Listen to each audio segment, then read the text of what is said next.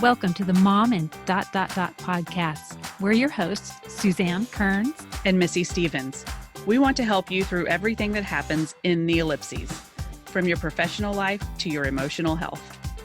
You're a mom and so much more. Let's figure out what comes next together. Welcome to the Mom and podcast. I'm Suzanne Kearns, mom and writer, LGBTQ and sex ed advocate, and today officially COVID-free. Hooray! Yay. I can hug my son again. That's the best. And I'm Missy Stevens, mom and writer, foster child advocate, and this week, kitchen update planner. I'm very excited for a little facelift. For the kitchen, not me, but I could do it as well. And today we are really excited to have Laura Vanderkam here on the show. We've been teasing this for a couple weeks. Laura is the author of several time management books, including The New Tranquility by Tuesday, along with I Know How She Does It and 168 Hours. She is the host of the Before Breakfast podcast and the co-host with Sarah Hart Unger of the Best of Both Worlds podcast. She lives outside Philadelphia with her husband and 5 children and blogs at lauravanderkam.com. Welcome. Thank you so much for having me. I'm excited to be here. Oh, well, I mean, saying that we're excited to have you here is an understatement. I know. I was just listening to the Smartless podcast yesterday, and they had Steven Spielberg on, and they were all going bonkers. And I was trying to explain what talking to Laura meant to me, to my husband. And I was like, it's kind of like when Steven Spielberg. I think it would be more exciting to have Steven Spielberg on, but all right. I don't know. No, really, I'd rather talk to you. I think that you can help our lives out a little bit better. Yes. So we learned a little bit about you from your bio, but could you give us a little Laura 101 as far as like where your career started and how it's progressed over the years? Sure. Well, I always wanted to be a writer, and I guess I am one now. You did that. I did that, although I do other things too. I share ideas in general, and I'm always looking for ways to help people spend more time on what matters to them and spend less time on whatever does not matter to them. And so I do that through books, through writing various places, through my podcasts, through speeches, anywhere I can meet people with these ideas. You know, people sometimes, well, did you grow up wanting to be a time management expert? And no, because that would be terrible. It's like not nearly as When cool I was in the 7th grade. Yes, I don't know, fireman or Steven Spielberg for that matter. You know, people want to be that instead. But it was a topic that I cared about. You know, I've always probably been one of those people who's into productivity and keeping time management schedules and whatever. And as I realized I was going to try to come up with a topic that I could write about that other people would be interested in, this rose to the top of the list. That, you know, when I wrote about it, people responded well to it. There seemed to be a market for it. And there's other things I like to write about that nobody cares about. So eventually you write less about those things. In the course of writing about these topics, I've also built my family. I have 5 children. They range in age from 15 to 3, so a real spread. Yeah, that does in fact keep life interesting. So my daily life is managing the various content out there in the world and the chaos that is our home front. Well, a lot of our listeners are stay-at-home moms. We relate a lot to the stay-at-home momness, and that we sometimes develop really bad habits because we don't value our time the way we maybe valued it when we were getting paid for our time. Are there some primary takeaways that you found in all of your research that really address this issue for stay-at-home moms? Yeah, although one of the most interesting things is there's the category of like pure stay-at-home mom, I think has shrunk quite a bit. Like, everyone's got something else they are doing. I know it's the nature of the modern world. I mean, it's partly really cool that it's possible to do things that have outside economic value in ways that we still can work from home and, work flexibly. And I think that's really awesome, but it's really changed the category entirely. I have people tell me they're stay-at-home moms, and it turns out they're working like 35 hours a week on their various jobs. I'm like, what does this even mean anymore? I don't know. But I think all of us can develop bad habits in various parts of our lives. And a big chunk of it is just time keeps passing no matter what you do, right? Like the next week from now, the next 168 hours in front of us is completely blank at the moment. but we will be on the other side of it. I mean, even if you locked yourself in a closet, you would eventually be on the other side of these 168 hours. They will have been filled with something.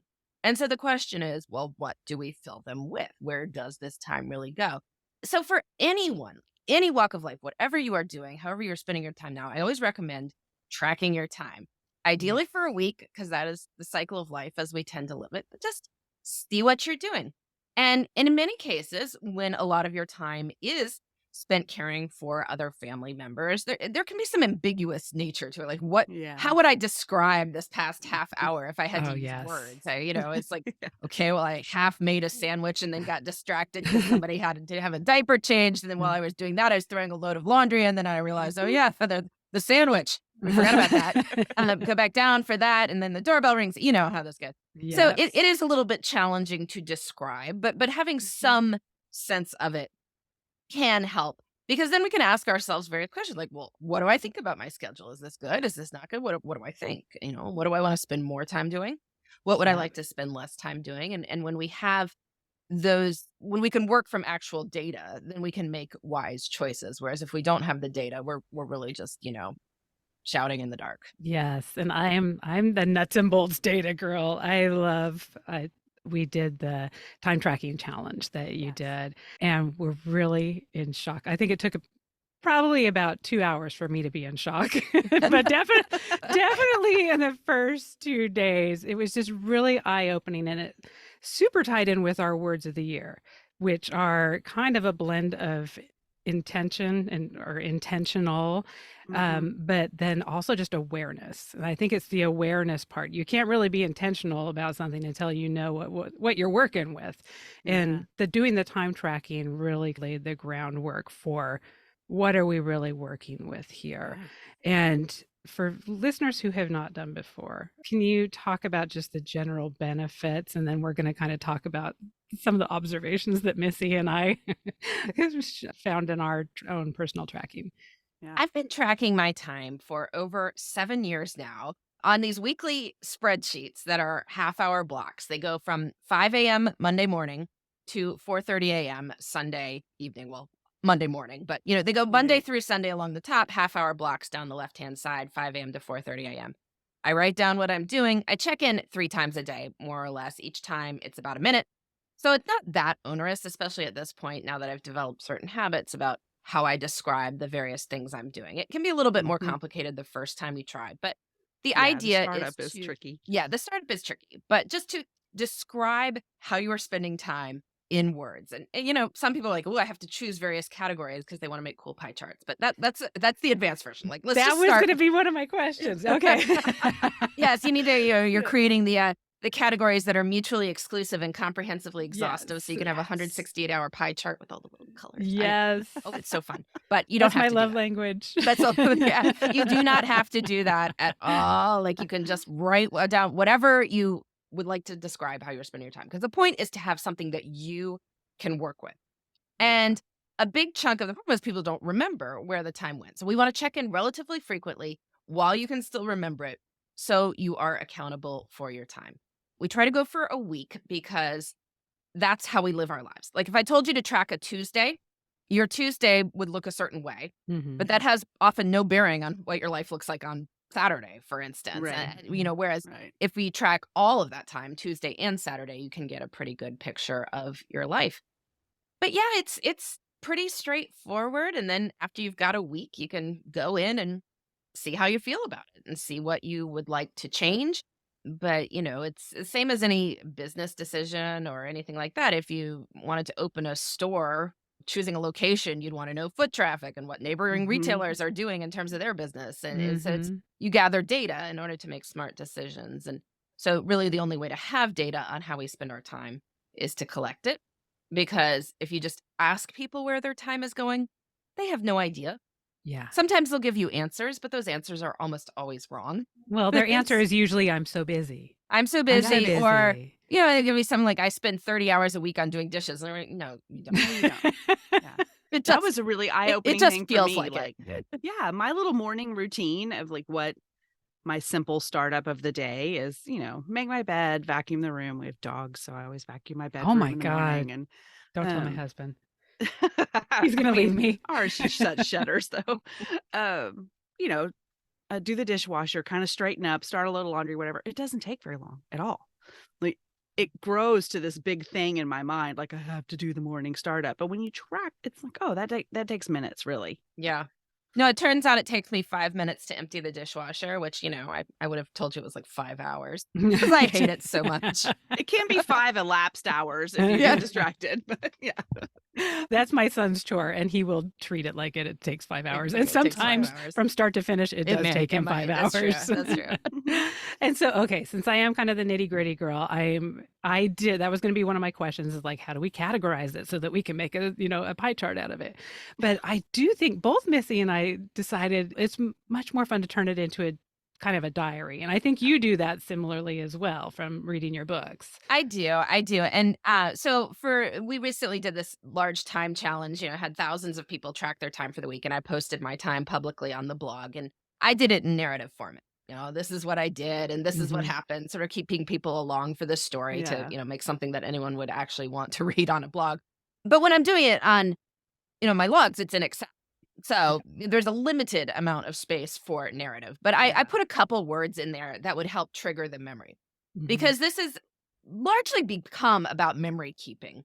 Like over 7 years, I don't analyze it every week to see how much did I sleep? How much did I work? How much time did I spend in the car? I mean, I know roughly from occasional audits of how much time I spend on those things, but it's more about putting enough in that if I pull up this file, I can remember that week. Yeah. And I've actually been experimenting with this because I've fortunately, had a laptop right now that's lasted for a long time. I'm on a different one now because it lost the ability to do Zoom.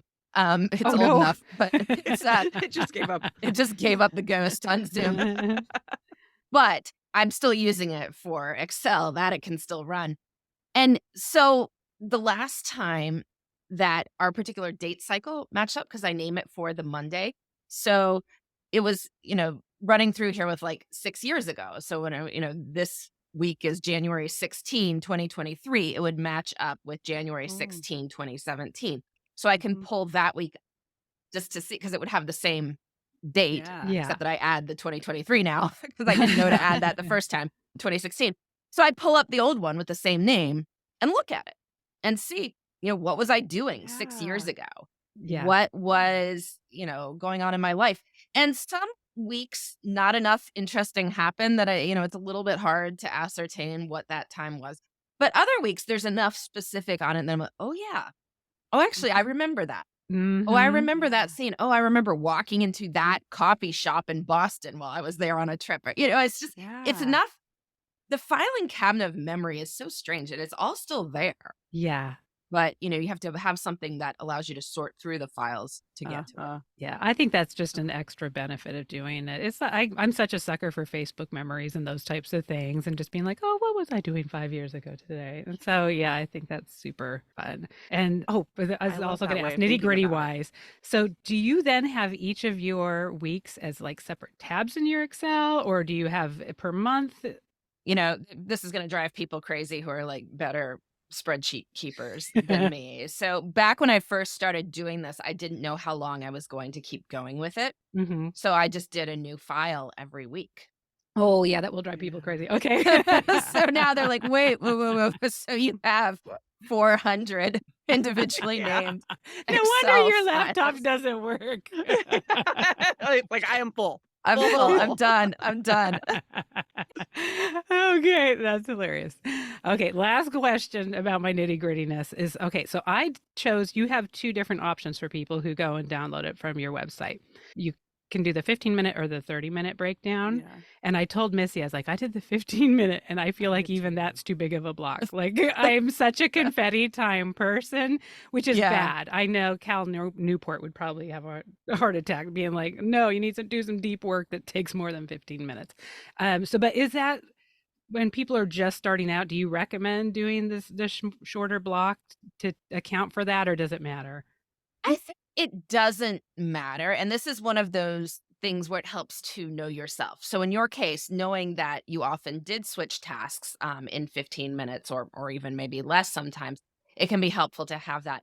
I like the 30, not necessarily because I'm always spending 30-minute chunks on things, but at some point you have to make an accommodation between detail and longevity. Mm, And for me, once I decided I was going to keep doing this long term, it's like, well, I could drill down more, but that's twice as many cells to fill out. yeah. And Yeah. so 30 minutes is enough where I know what you can kind of identify 30-minute chunks on things.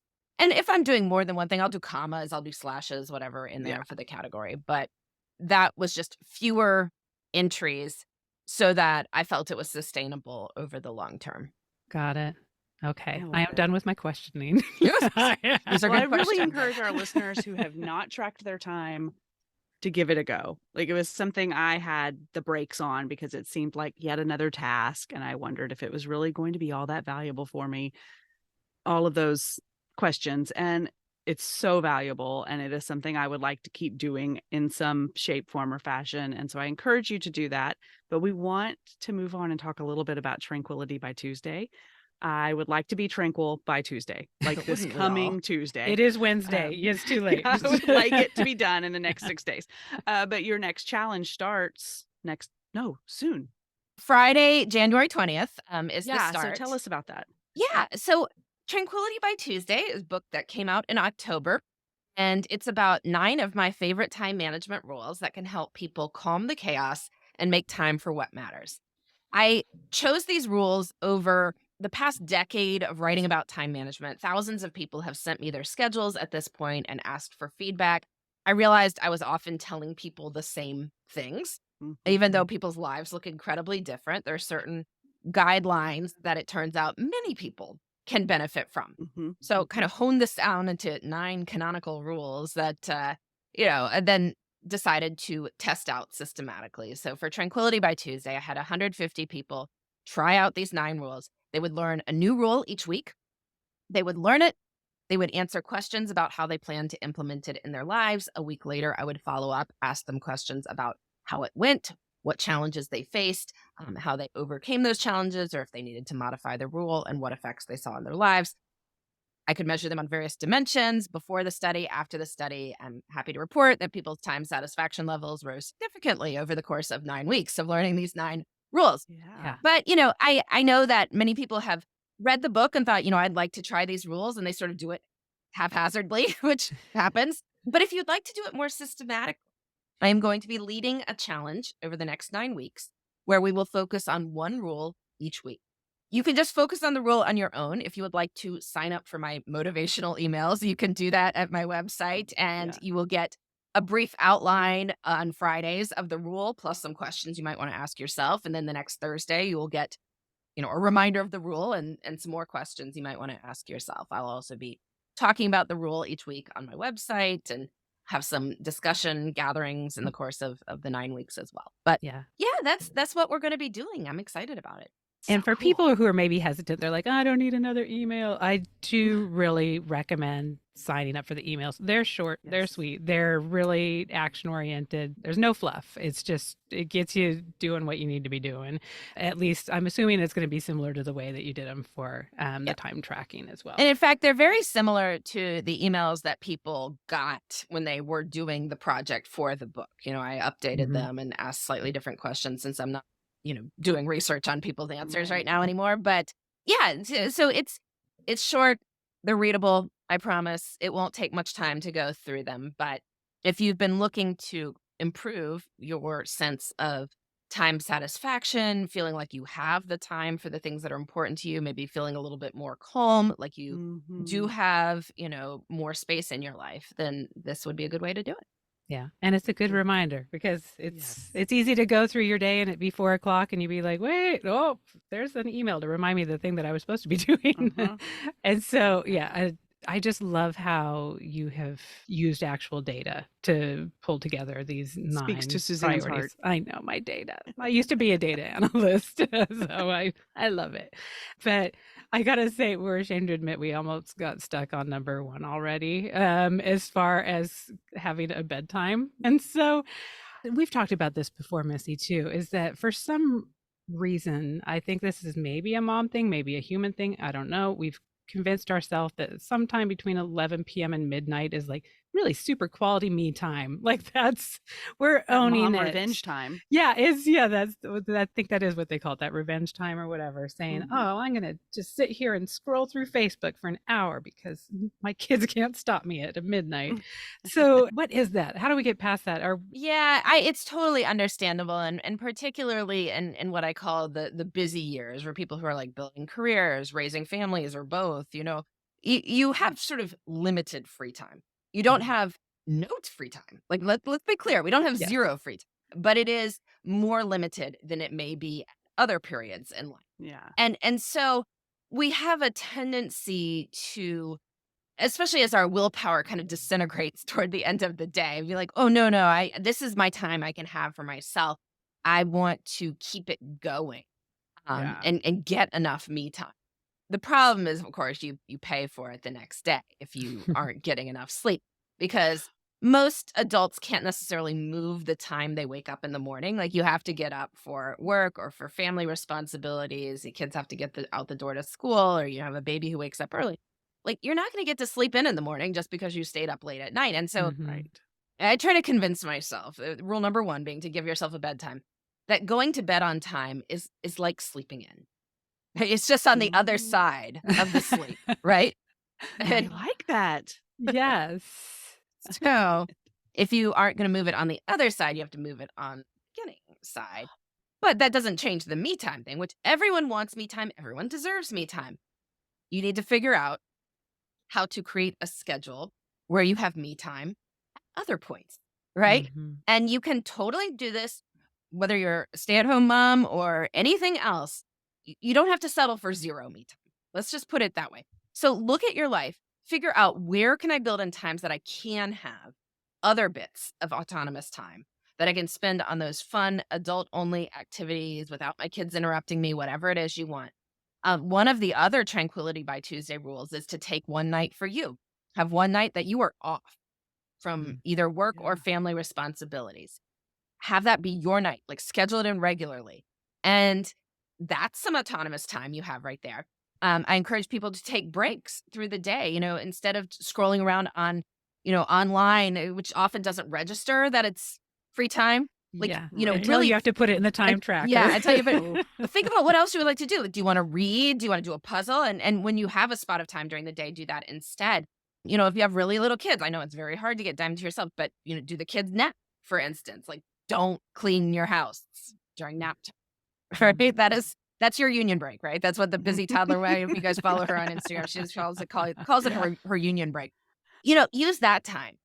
Just like, your house can be a mess. Like, you don't need to, or even if you are going to do chores, like, do your me time first. Like, take the first hour of nap to do me time, and then the second hour can be the other stuff. Because if something gets interrupted, then it's the second hour, right? Yeah. It's the chores, it's the emptying the dishwasher or cleaning the kitchen, picking up the toys. There's why, like, they're just going to come out again. So, Yeah. And the time tracker did really play into this week, because as I was trying to combine that with, okay, how do I get to bed at a normal time?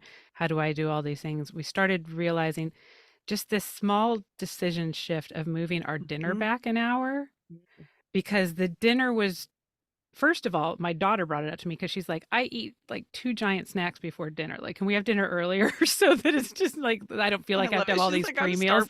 Yeah, she's like, your kids are starving, feed us. So, and the reason I was moving dinner back was because they were eating all these snacks. And I was like, well, I'm not going to feed them, right after they had a snack. So we've negotiated that as a family. It's like, okay, I know you're starving when you get home. Do your little amuse-bouche or whatever, and then we'll figure out dinner around there. But it also just shifted everything back as far as like, okay, we do our time when we have dinner. We watch Jeopardy together as a family, and then we would usually branch off after that. My son would go do his physical therapy. My daughter would disappear to wherever 17-year-old girls go, and then my husband and I would kind of have our little date time, where we would hang out and watch TV or do whatever.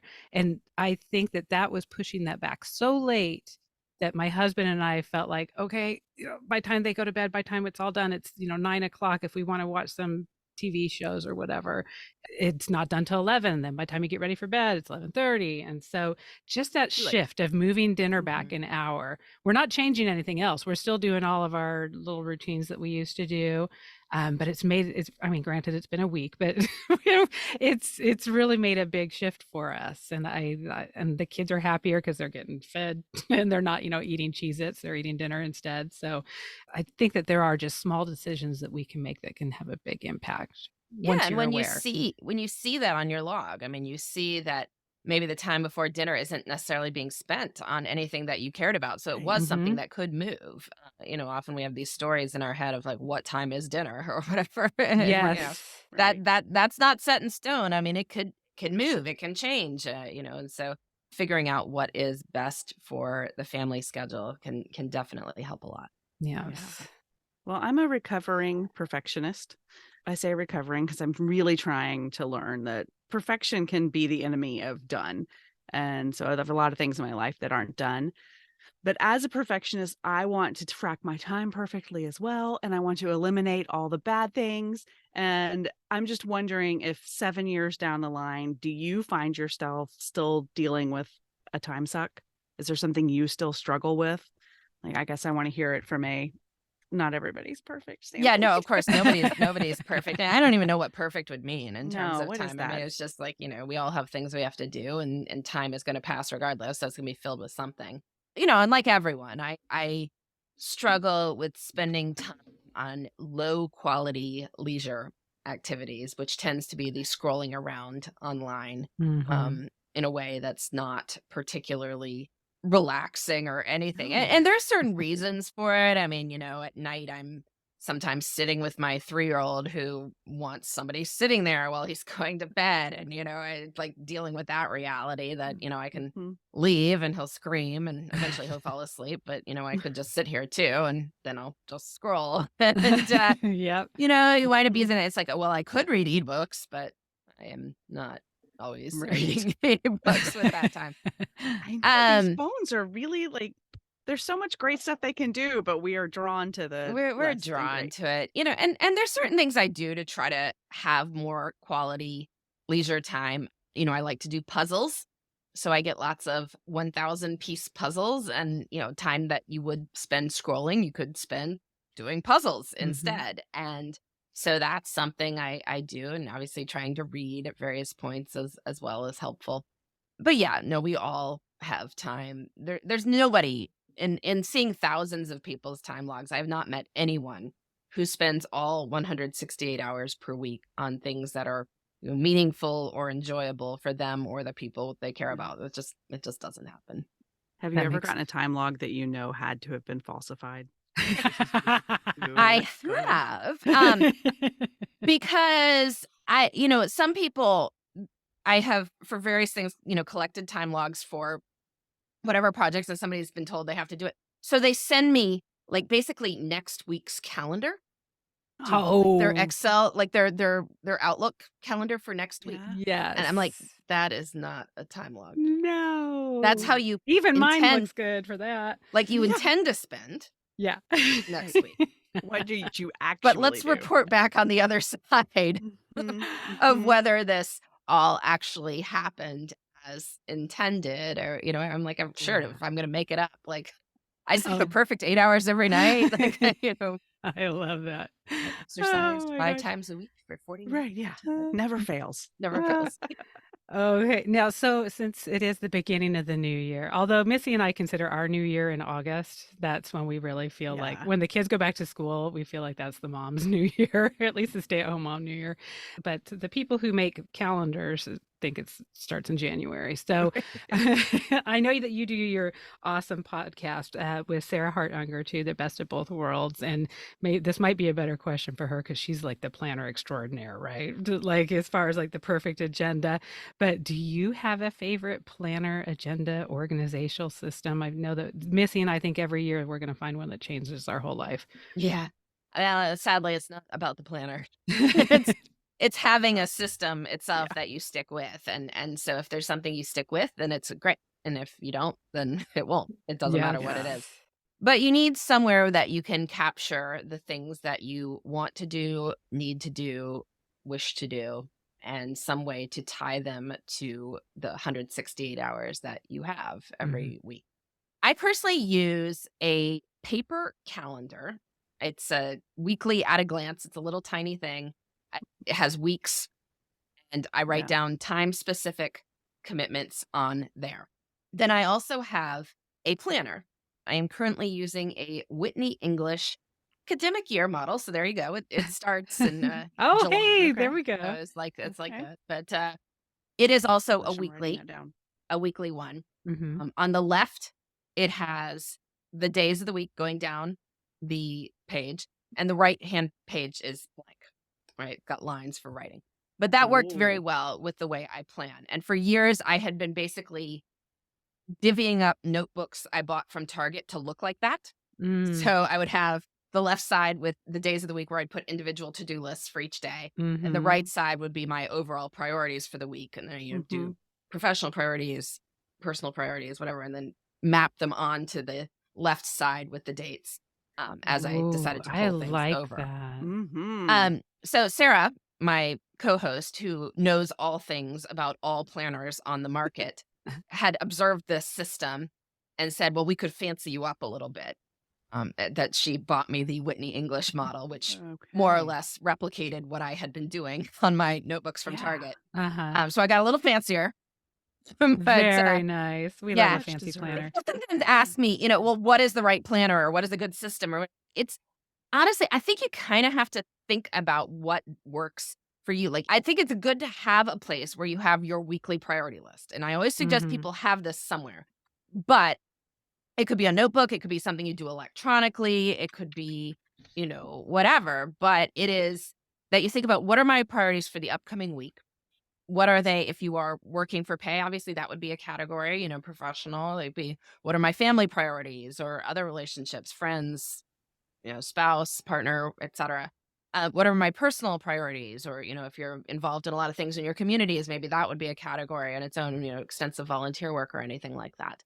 But in these major categories of work in whatever form you do it, relationships, self, what do I need to do over the next week? What would I like to do over the next week? What steps can I make toward my long-term goals in these categories? And then figure out roughly when you are going to do them. So as long as you have some place for listing goals, some place where the goals get assigned a time, then you have a good system. Okay. That I know. I just wrote down the Whitney. I mean, I just bought a new planner, so I'm committed to it for the year, and I think it's going to work. But if for some reason it doesn't, then I am saving this because this looks. And it starts in July, so if you decide to pull the plug in the summer, the other one, it's like you're starting anew. Yes. No, I think because I discovered after using every planner in the world that the thing that was holding me back was I like the feel of a spiral notebook, which it was really hard to find a spiral notebook that did everything I needed. But I found this awesome, it's Campus. I had to order it from Japan. Yeah. It's crazy. But it's you open it like a 3-ring binder. So it's a spiral notebook that you can, take in and out pages and move things around and put little indexes and stuff. And so I've actually got the little papers and I've designed my own layout for exactly what I need, but I'm still finding ways to tweak it. And I think that you may have just filled in the block, because what I have is like all my days, but there's always like, you just have a chunk of stuff like notes I took with the plumber or, these kinds of things, or lists of doctors that you need to research, blah, blah, blah, that kind of thing. And it's so that's, I think, fits in nicely with that week block that you have on the side. So I'm going to try integrating that into my little spiral wonder Japanese planner. And I will just throw out here for people, if they're also looking for a different fresh start, that January didn't do it for you. Many, probably not this particular Japanese planner, but many of the Japanese ones start in April. That's when like their school years start and like their new leases start and everything. It's one of these, I don't know, different cultural things, but so often they start in April. I love that. So if you're still looking out there. So if you're still looking, you could order from Japan and have your year start in April. And then if that doesn't work, you can do the school year start in the summer. You just have so many times to restart. Don't give up, y'all. That's right. That's right. And you, honestly, you're in charge. You can restart whenever you want to start. Whenever you're the boss of you. Yes, which is the reason I have a completely empty Hobonichio planner that I bought a few years ago that I was like, what? I have the one you and I both bought last year. I can't think of the name of it. It's beautiful, but it wasn't spiral and it's really heavy. And I never used it. Oh yeah, no, we can't get that. That's KJ's one that they always use. And Oh, okay. I do We'll like it just for writing and doing things and like journaling. It's a gorgeous one for that. Yeah, but yeah, beautiful. I need this spiral. I need something that can go floop and that I can. Yeah, my new one's a spiral. I love it too. So well, we are close on time. So we're about to go to our Look, Listen, Learns. But before we do that, can you tell our listeners the best place to find you? I know. Come visit me at lauravanderkam.com. That's just my name. And it's good to have an unusual name in this era of websites. But I blog there. I've got information on all my books, my podcasts, etc. So you can find me there for sure. All right. Yeah. And check out the challenge that starts. It'll be tomorrow when this airs. Yeah, Friday the 20th.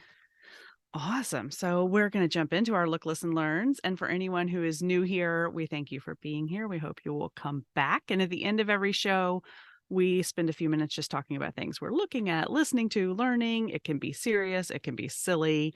And we do not ever put our guests on the hot seat first. So Suzanne, you're up. What are you look, listening, learning? Oh, well, we talked about last week how I've been looking at a lot of things because being stuck in my room with COVID for 2 weeks, I binged a lot of TV. The one that I had been a little hesitant to watch because I was scared of Zoe going off to college and watching Sex Lives of College Girls. But I finally did it. And it is so cute and funny. And yes, there is a lot of sex, but it's much more sex positive than like a Euphoria where there's a lot of sex, but it's just like horrible. This is more fun and I think a little more realistic. I don't know. It's been a long time since I've been a college student, but it was really, and it's Mindy Kaling. Well, it's done by Mindy Kaling. So it's that kind of spirit and humor and stuff. So super, super fun, even if your daughter is going off to college and this is horrifying thought for you.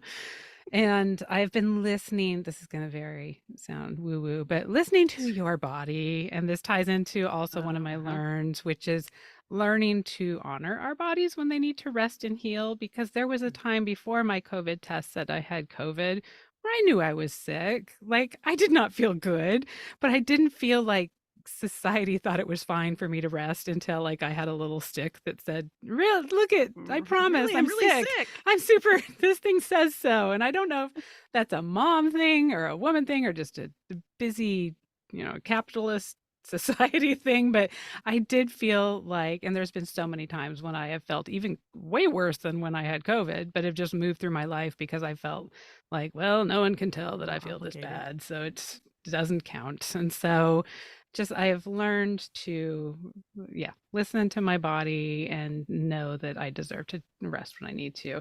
And then I did have another creepy learn last night that my husband showed me. Oh my God, y'all, these AI things are going to take over the world. My God. No, because I've been hearing about it and stuff. And like these poor English teachers are like, oh, God, I can't do anything, whatever. And so he did one. My husband's a writer. And so he basically said, do a query letter for a book about this. And this thing pooped it out and he put it on Twitter and all these writers are freaking out like, oh no.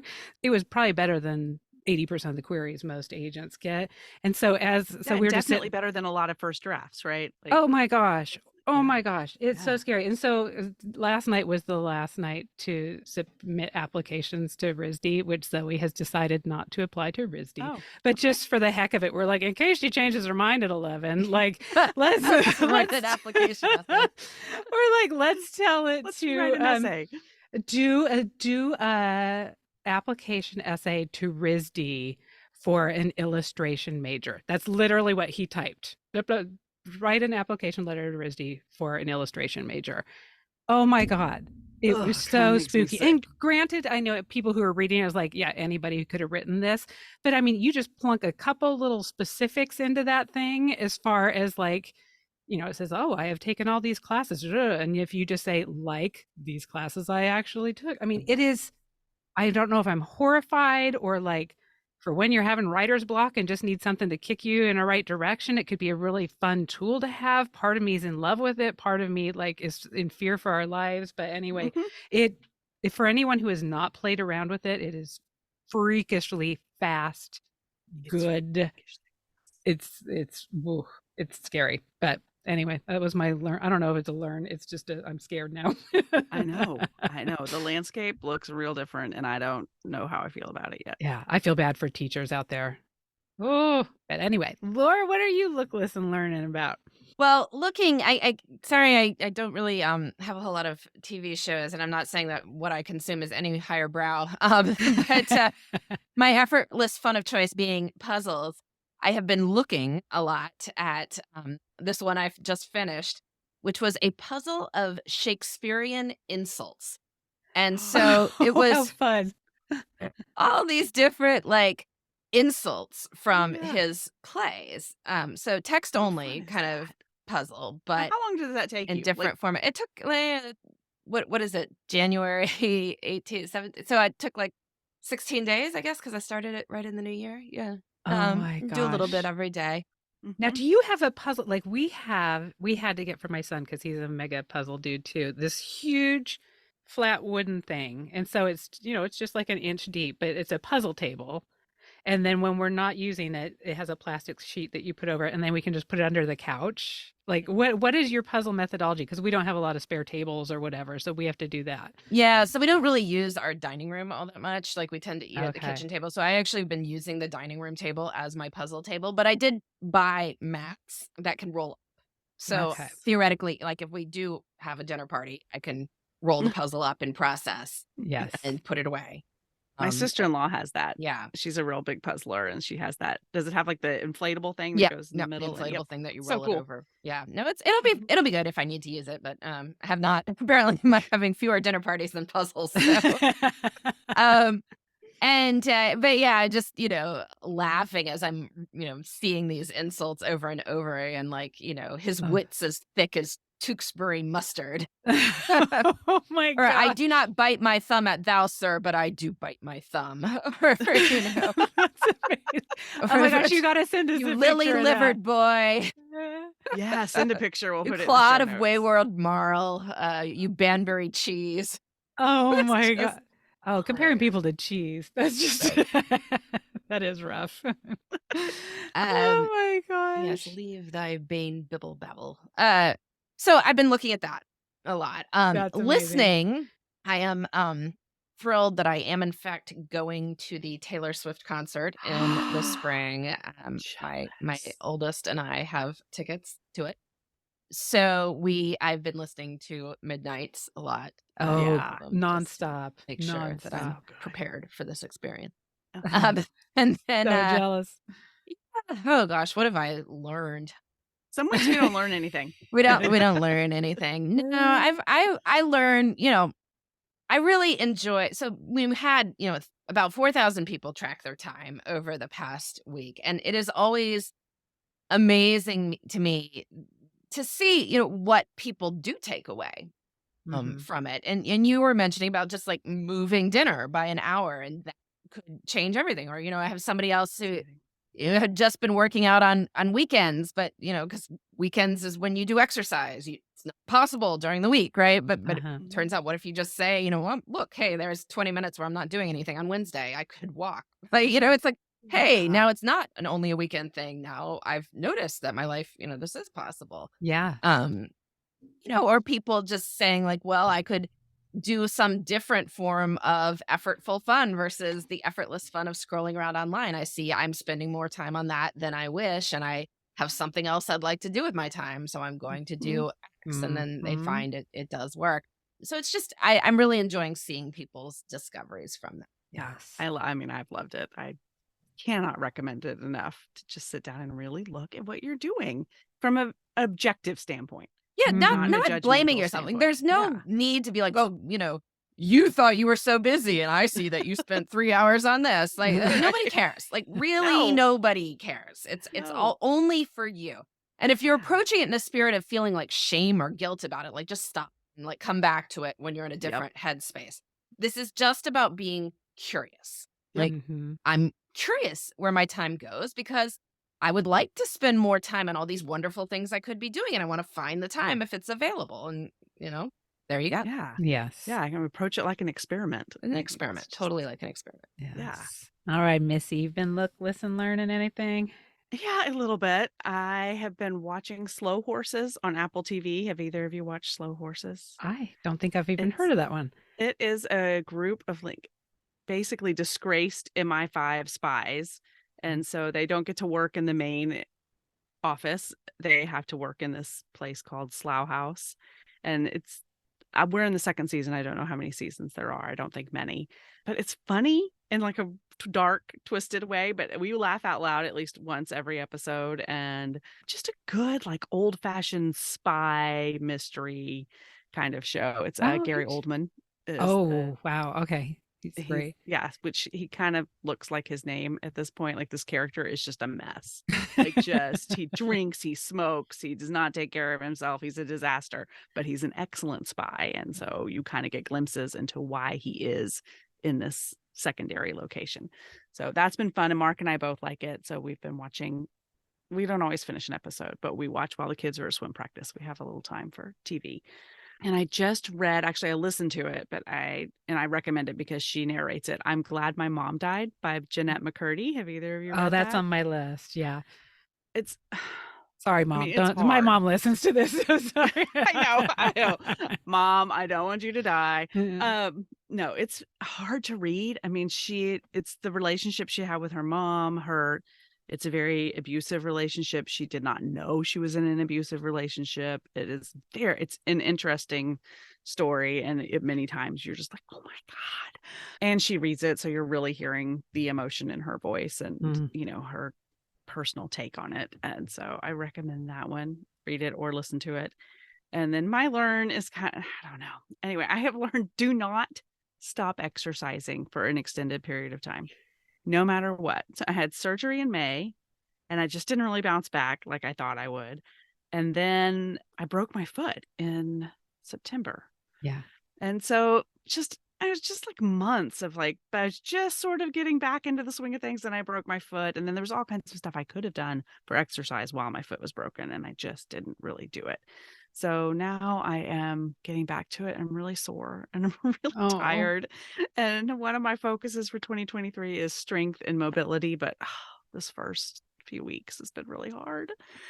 So yeah, it doesn't have to be this hard. Like just stick with it. Do a little something.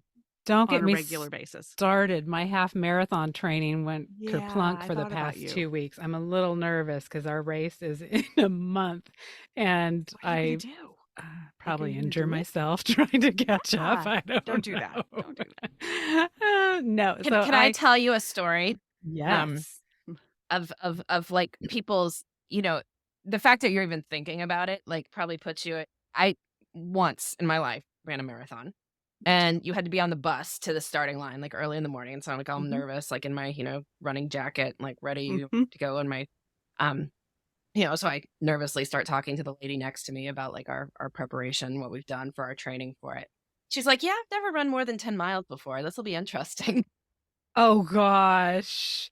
I'm like, I wish I had that level of like, just going to go do this. I'm just going to go do this. Like, whatever, we'll find out.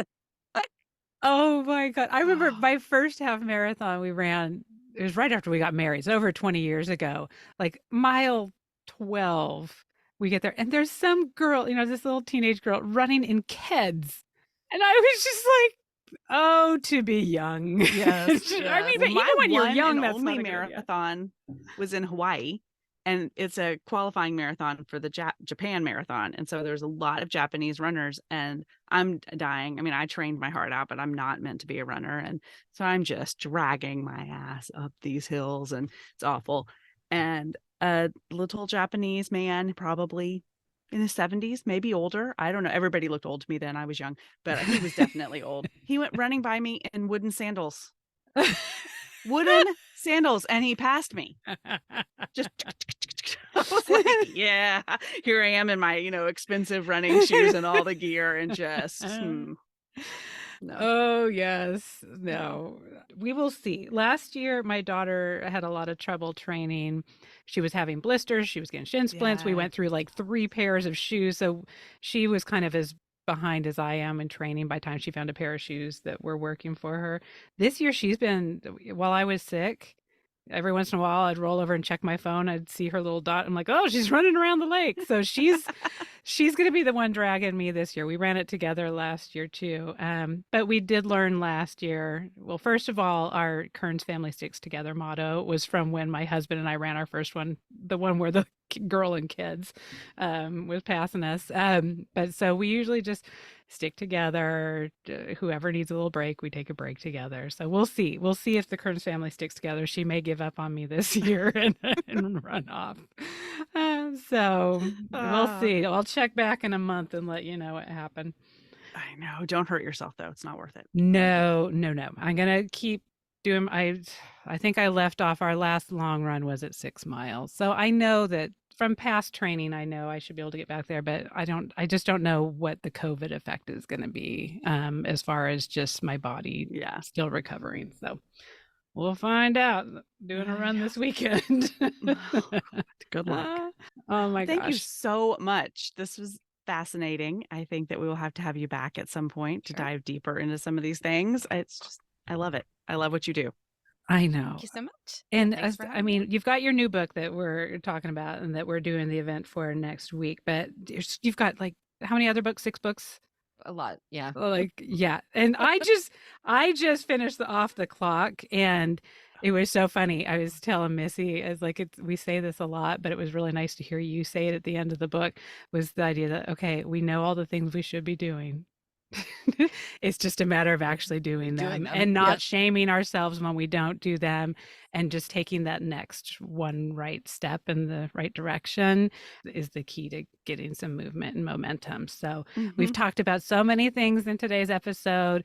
If people are finding it overwhelming at all, I would take Laura's advice from Off the Clock and just take that one next step that it speaks to you, and just roll with it from there. So so excited to start this next project with you. So everybody go sign up, and we'll put all the links in the show notes. Yeah, thank you so much for having me on. All right. Thank you. Have a good afternoon. All right, thanks. Bye-bye. Thank you so much for joining us for the Mom and ... podcast. We hope you enjoyed the show today. And if you know someone else who could benefit from today's episode, be sure to share it with them. Also, please subscribe and rate us wherever you listen to podcasts. You can find links to all the things we discussed today in the show notes over at our website, momandpodcast.com, with the AND spelled out. In between shows, you can find us at the socials, including our private Mom and Community Facebook group.